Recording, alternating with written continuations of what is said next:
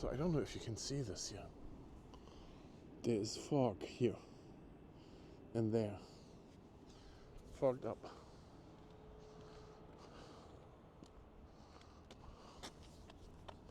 Can we see this better from here? There, foggy area here. But the actual camera is over there. There's one up here, a rain sensor maybe, and there's the camera. And then there's those lines in there, I don't know what that means.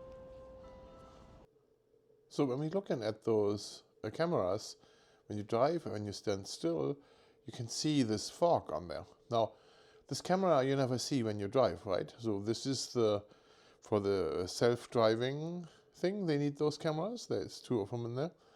And when this is fogged up like that, then I wonder how this thing can judge.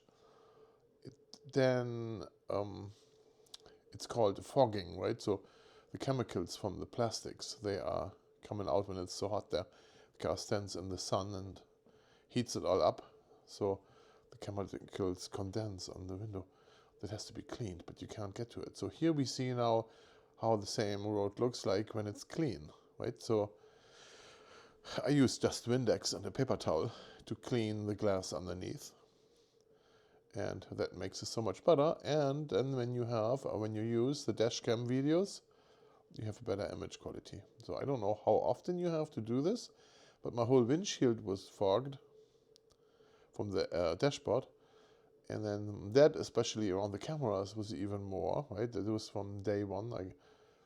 From what I get, when I got the car, it was like that. And yeah.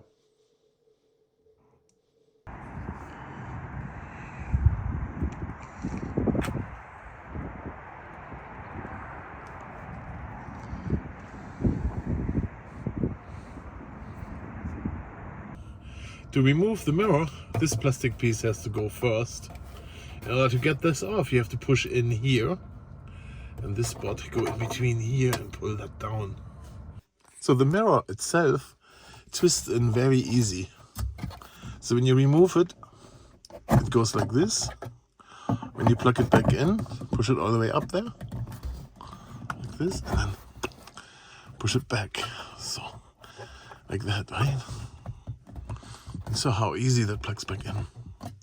And then you have to connect this again to the plastic piece and push the plastic piece up. Here's the plastic piece. There. You see the clips where it's clipped in. There. On the mirror, you make sure that this little zip tie is routed correctly. It goes through there. This is where we're going to insert the plug. And then right next to it comes this piece here. It goes all the way in that we have access to the plug. Okay? So this plastic piece snaps in very easy. To pull it off, you would pull on here, down, and you snap it back in, you just push it up. Okay, when you put the mirror back in, you have to connect this wire first. This is the only direction it fits in.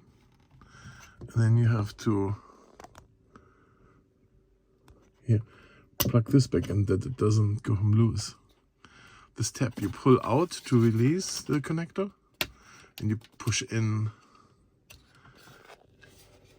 to fix it. So here we don't forget to plug in the white connector here to that one. It fits only once in one direction. How to show this, but so I show it now here with the thing removed, right? So it goes in here in this angle there, like this, all the way in, and then you twist it around to click it back in.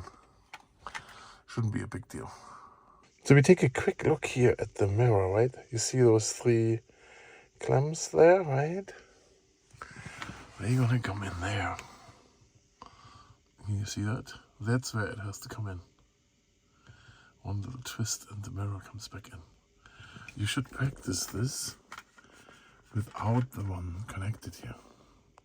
So, the screw over here, as well as the other one over there, is back in. So this whole inside